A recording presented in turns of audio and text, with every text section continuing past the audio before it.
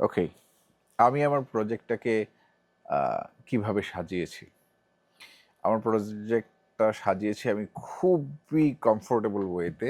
আমার ধারণা male, female anyone can follow it and they will be happy to follow ইট।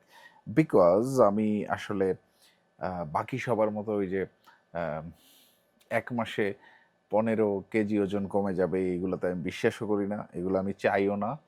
তো আমার এই কনসেপ্টটা আমি যেইভাবে ডেভেলপ করেছি, প্রজেক্টটা আমি যেভাবে ডেভেলপ করেছি, সেটাতে হচ্ছে আপনি আপনার ইচ্ছা মতো আপনি যা, যা খাইতে চান, আপনি তা খাইতে পারবেন।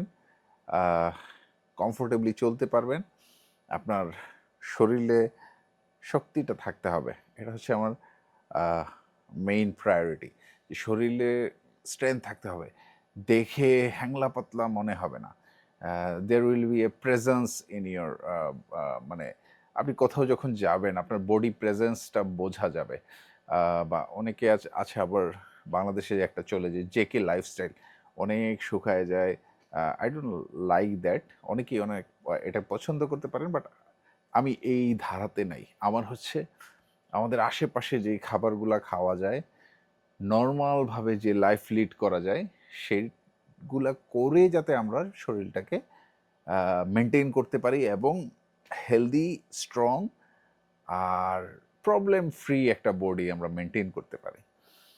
তো এইটা করতে গেলে আপনার যে মানে শিডিউল আছে, দৈনিক শিডিউল সেটাতে খুব বেশি পরিবর্তন করতে হবে না।